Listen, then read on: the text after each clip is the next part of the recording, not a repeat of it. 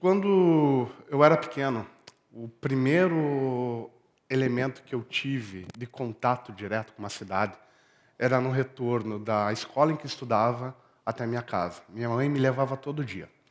E durante mais de 8 anos, ela passava sempre na frente do mesmo caminho. Ela desviava o caminho para ir para casa, para passar na frente do Centro de Educação Tecnológica Federal.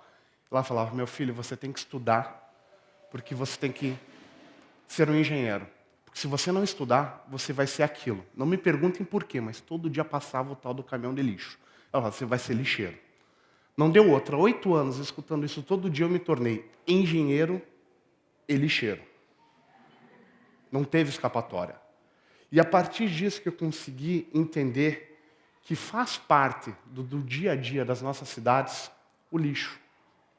Hoje temos situações, até mesmo no Brasil, em alguns estados, em que praticamente 50% da população vive nas cidades. Porém, as cidades, elas necessitam de muitas coisas. Nós precisamos de roupas, nós precisamos de alimento, nós precisamos de combustível para a nossa mobilidade, nós precisamos de energia. E tudo isso que nós precisamos nas cidades não estão nela. Nós temos lá a nossa capacidade física, a nossa força de trabalho, a nossa força intelectual. Mas todos os outros elementos que nós precisamos, eles estão lá fora, como os gaúchos falam, né? Lá fora é no interior. E do interior ele vem para a cidade. É processado, é industrializado, chega na sua casa numa embalagem bem bacana, bonita. Às vezes você comprou pela embalagem e aquela embalagem você abre e joga fora. Se nós formos tentar pensar todo o conceito desse processo, entre a extração, a produção, a confecção, o envase, o transporte, a estocagem no mercado, a sua compra, você levar para a tua casa, aquele período que talvez seja de 6 meses, você consegue eliminar em 30 segundos. E você joga essa embalagem fora. Essa embalagem ela durou na sua mão 30 segundos. E essa nós não vemos, porque de todo aquele conceito, aquele gosto da compra, de colocar o produto novo, de comer alguma coisa nova, a gente passou por todas essas sensações. A única que a gente descarta e a gente não quer ver na nossa frente é a embalagem. E praticamente no lixo urbano é o que nós temos. Nós temos embalagem e resto de alimentos. É com isso que nós lidamos. E, fora isso, quando a gente fala em embalagens, quando a gente fala em lixo, a gente está falando uma coisa muito estranha. Não faz parte do meu dia a dia. Faz. Como no início eu comentei com vocês, a escola fazia parte do meu dia a dia, o lixo faz parte do nosso dia a dia. Na verdade, quando a gente fala em lixo, você fala em sustentabilidade hoje em dia, é a palavra da moda. Há 10 anos atrás, essa palavra não era utilizada. Nós usávamos a palavra meio ambiente. Se fosse há 20 anos atrás, não usávamos a palavra meio ambiente, nós usávamos a palavra ecologia. Na verdade, todas as palavras elas levam a mesma coisa. São todos meios do ambiente em que vivemos. Nossa educação, nossa família, nosso trabalho, a cidade em que moramos, a forma como nós nos locomovemos, as pessoas com quem interagimos, nossa religião, economia, o lixo, são todos meios do ambiente em que vivemos. E a centralização desse ambiente, nessa vida moderna que nós levamos, são as cidades. E quando você fala em lixo, você fala em um problema social também. No Brasil existem mais de 1.200 lixões clandestinos, que por lei tem que deixar de existir a partir de julho de 2014. Existem mais de 1 milhão de catadores, carroceiros, que vivem exclusivamente da coleta do lixo e da separação daqueles materiais que vocês viram as crianças tocando aqui. O lixo ele é uma forma de subsistência, de sobrevivência, e nós o descartamos hoje no Brasil. O conceito normal que nós, como pessoas, nós como cidade, nós como poder público lidamos com lixo é esse. Nós retiramos matéria-prima de toda a natureza, ou seja, para eu ter uma embalagem de papel eu corto árvores, para eu ter uma embalagem de vidro eu retiro areia, para eu ter uma embalagem de ferro eu tenho minérios, para ter uma embalagem plástica eu Tem a nafta, que advém do petróleo, tudo nós retiramos da natureza para o nosso dia a dia. E tudo nós descartamos. Em todos os processos desse produto, da vida desse produto. Ou seja, na preparação do insumo da matéria-prima, transformando essa matéria-prima num subproduto, esse subproduto naquele produto final que você quer ter em contato, que você quer comprar, ou que você necessita comprar, na venda e quando chega à sua casa. E tudo é descartado. É esse tipo de relacionamento que nós temos com o lixo hoje. Para assustar um pouco, só para vocês terem uma ideia, o Brasil gera hoje 230 mil toneladas de lixo por dia. É difícil você ter noção do que é uma tonelada. Mas uma tonelada é muita coisa. São 1.000 quilos, ou seja, nós fizemos 230 milhões de quilos por dia de lixo. Dessa forma, apenas 26% é o resíduo pós-industrial que a gente chama. Ou seja, é o resíduo que está dessa ponta a essa ponta da cadeia. Ou seja, 74% do resíduo nós levamos para a nossa casa, para o nosso dia a dia. O brasileiro hoje, ele gera em média 1,2 quilos por dia. Essa é a média do brasileiro hoje na geração de lixo. Dessa forma, 26% pós-industrial é um lixo tratável, ou seja, as empresas, por legislação, elas são obrigadas a destinar de forma correta. Nem todas os fazem, mas a grande maioria o faz por uma grande obrigação legal. Dessa forma, nós temos dos 74%, que na verdade são 170 mil toneladas, 12%, ou seja, 20 mil toneladas, 20 milhões de quilos se perdem todo dia. É o que dá as enchentes, é o que está jogado fora na rua, é o que está num terreno baldio. E os outros 150 mil toneladas são coletadas, sendo que 55% é resíduo orgânico, daria para fazer adubo, mas é aterrado em aterros industriais controlados, e 45% é não orgânico, ou seja, passível de reciclagem. Estamos falando aí de 67 mil toneladas, 67 milhões de quilos por dia de materiais. Do que é coletado, 90 milhões de quilos vão para lixões, 42 milhões vão para aterro e 18 milhões de quilos são reciclados por dia. É bastante coisa. Na verdade, tudo que é jogado no lixão e que vai para o aterro também é passível de reciclagem. Quer dizer, então, que eu só estou passando problemas para vocês? Então, nós temos que enfrentar um grande dilema nas cidades? É isso que eu estou trazendo para vocês? Não. Nós temos uma oportunidade. A oportunidade de aplicar conceitos de economia circular na utilização do lixo, na utilização dos resíduos. O que é o conceito de economia circular? É fazer com que a nossa produção linear, ou seja, ter o produto e descartá-lo, em vez do descarte, o produto retorne ao shelf life. Ele retorne à vida como produto. Não é algo difícil. Na verdade, nós fazemos isso há séculos. O próprio estado do Rio Grande do Sul tem o maior exemplo. O estado do Rio Grande do Sul, existe uma empresa aqui que é o maior reciclador mundial de aço. E é uma empresa gaúcha. E é um sucateiro. Ele coleta a sucata para fazer a sua matéria-prima. E nos conceitos, então, que a gente fala de economia circular, a gente tem várias oportunidades que elas não precisam ser só no produto.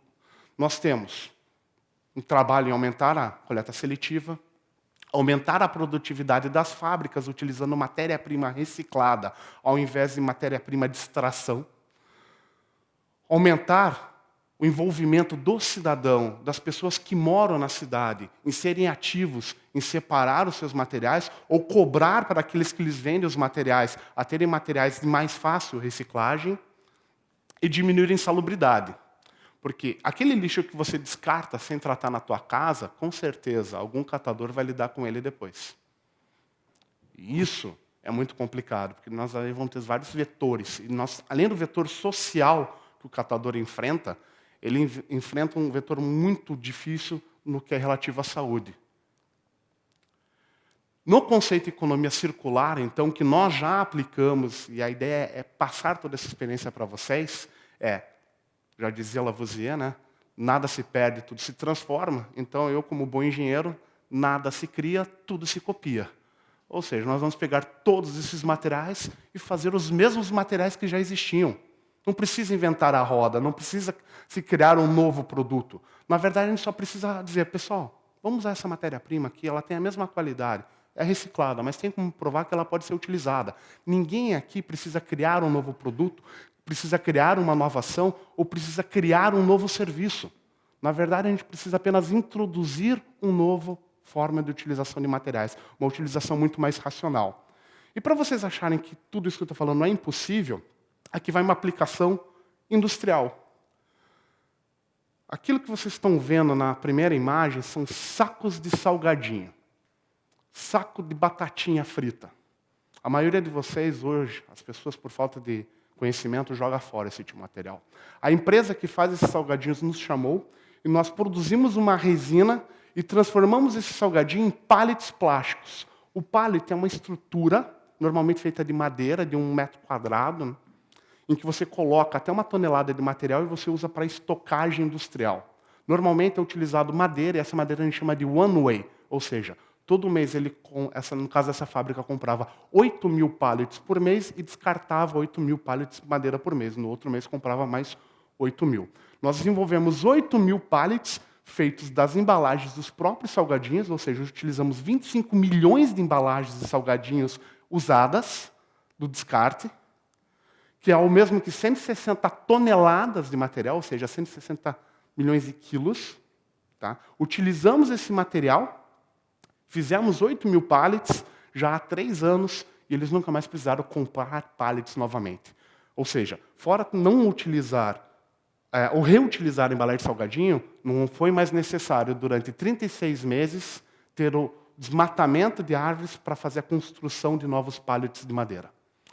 Uma economia circular, você consegue linkar, então, diferentes meios daquele ambiente que você só vive e não aquele da aplicação direta. Ou seja, nós diminuímos uma extração de madeira coletando embalagens de salgadinhos. Uma aplicação de marketing também pode ser utilizada com o resíduo. Nesse outro caso, esse outro fabricante, ele já gastava todos os anos algo em torno de 2 milhões de reais comprando produtos que a gente chama produtos de PDV, de ponto de venda. Para quê? Para nesses PDVs colocar o seu produto para atingir o consumidor. O que nós fizemos como grupo? Estudamos suas embalagens, pensamos quais das embalagens do produto daquela empresa poderiam ser utilizados para fazer um PDV e construímos PDVs feitos do descarte da própria embalagem. E esses PDVs foram colocados em inúmeros mercados por todo o Brasil. Ou seja, não é necessário apresentar uma nova conta para alguém para lhe dar uma solução. A gente tem que ser criativo o suficiente, como comunidade, de achar onde a minha cidade já gasta dinheiro, onde essa empresa já gasta dinheiro e como usar esse recurso de uma forma muito mais correta. Esse projeto, acredito que todos vocês tenham visto, se não...